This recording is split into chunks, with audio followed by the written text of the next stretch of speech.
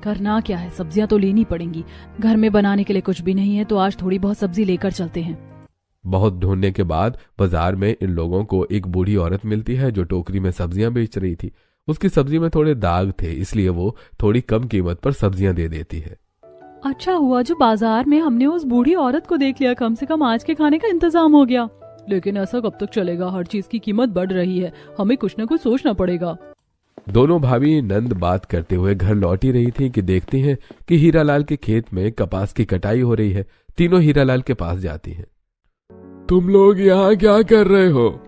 हम लोग यहाँ काम ढूंढने के लिए आए हैं। अगर आपको कपास की कटाई करने के लिए लोगों की जरूरत है तो मैं और मेरी देवरानी आपके खेत में कपास काट देंगी। अगर ऐसा है तो तुम लोग कल से ही काम पर आ जाना। हीरालाल की बात सुनकर तीनों खुश हो जाती हैं और अपने घर चली जाती हैं।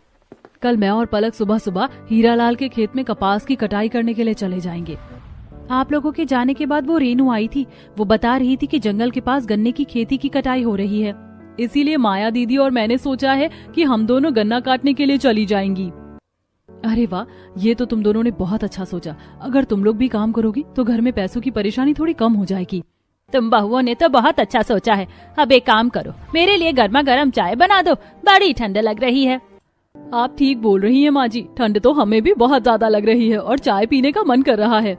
मैं एक काम करती हूँ, मैं जाकर सभी के लिए चाय बना देती हूँ। अवनी बहुत ही अच्छी चाय बनाती है, उसके हाथों की चाय पीकर शरीर में थोड़ी गर्माहट मिलेगी। रसोई में अवनी पानी उबालने के लिए पतीले में रखती है और चूल्हे में आग जलाने की कोशिश करती है। हवा तो बहुत तेज चल रही है, अब इतनी तेज हवा में चाय कैसे बनाऊं? यार अवनी, हवा तो सच में बहुत तेज चल रही है, अब चाय कैसे बनेगी?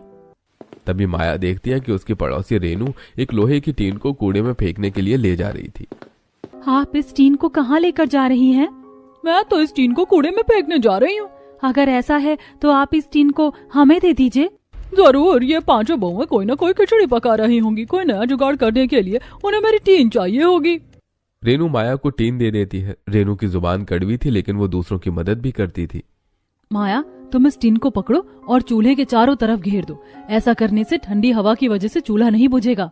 ठीक है अवनी, मैं अभी चूल्हे के पीछे की तरफ टीन लगा देती हूँ, तुम जल्दी से चाय बना लो। माया चूल्हे के पीछे टीन को मोड़कर लगा देती है और अवनी चाय बना देती। जब अवनी अपनी सास को चाय देती है तब, अरे वाह बहू, आज कितने दिनों बाद गरम चाय नसीब हुई है, वरना तो केतली से कप में चाय डालते ही चाय ठंडी हो जाती है। ये हमारे जुगाड़ का कमाल है। हाँ, मान गई तुम लोगों के जुगाड़ को, तुम पांचों बहुएं कमाल की हो। शाम को सारे